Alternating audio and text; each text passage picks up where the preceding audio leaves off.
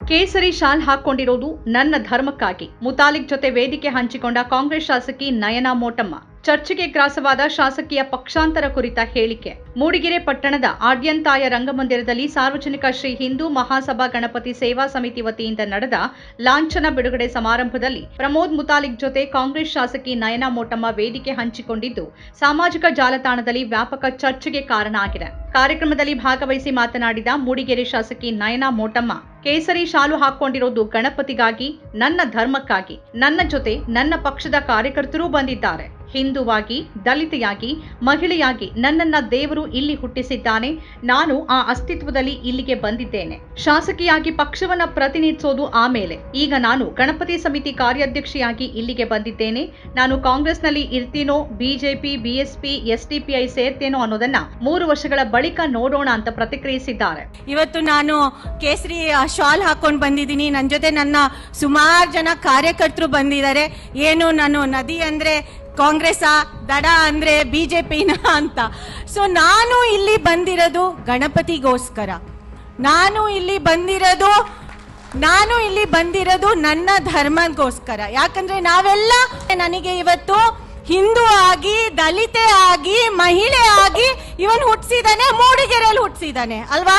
So ಅದಾಗಿ ನಾನು ಹುಟ್ಟಿರೋದ್ರಿಂದ ನಾನು ಆ ಒಂದು ಅಸ್ತಿತ್ವದಿಂದ ನಾನು ಇವತ್ತು ಇಲ್ಲಿ ಬಂದಿದ್ದೀನಿ. ಸೊ ನಾನು ಇವತ್ತು ಶಾಸಕಿ ಪಕ್ಷ ಪ್ರತಿನಿಧಿಸೋದು ಆಮೇಲೆ. ಫಸ್ಟ್ ನಾನು ಜವಾಬ್ದಾರಿ ಸ್ಥಾನದಲ್ಲಿ ಇವತ್ತು ಕಾರ್ಯಾಧ್ಯಕ್ಷ ಆಗಿ ನಾನು ನಿಮ್ಮ ಮುಂದೆ ಬಂದಿದ್ದೀನಿ.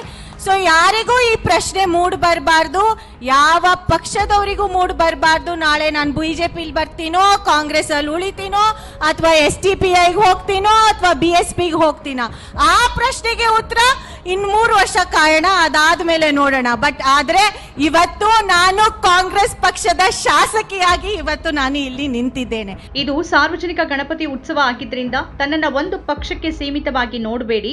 ಮುಂಬೈನ ಲಾಲ್ಬಾಗ್ ಕಾ ರಾಜಾ ರೀತಿಯಲ್ಲಿ ಇಲ್ಲಿಯೂ ಅದ್ಧೂರಿಯಾಗಿ ಗಣಪತಿ ಉತ್ಸವ ಆಚರಿಸೋಕೆ ಮುಂದಾಗೋಣ ಅಂತ ಕರೆ ನೀಡಿದ್ದಾರೆ. ಉಪಸಭಾಪತಿ MK ಪ್ರಾಣೇಶ್ ಮಾತನಾಡಿ, ಈ ಬಾರಿ ವಿಭಿನ್ನ ರೀತಿಯಲ್ಲಿ ಗಣೇಶ ಉತ್ಸವ ಆಚರಿಸಲು ಮುಂದಾಗಿರೋದು ಶ್ಲಾಘನೀಯ ಅಂತ ಹೇಳಿದ್ದಾರೆ. ಕಾರ್ಯಕ್ರಮದ ಅಧ್ಯಕ್ಷತೆಯನ್ನ ಸಾರ್ವಜನಿಕ ಶ್ರೀ ಹಿಂದೂ ಮಹಾಸಭಾ ಗಣಪತಿ ಸೇವಾ ಸಮಿತಿ ಅಧ್ಯಕ್ಷ ಅನುಕುಮಾರ್ ವಹಿಸಿದ್ರು.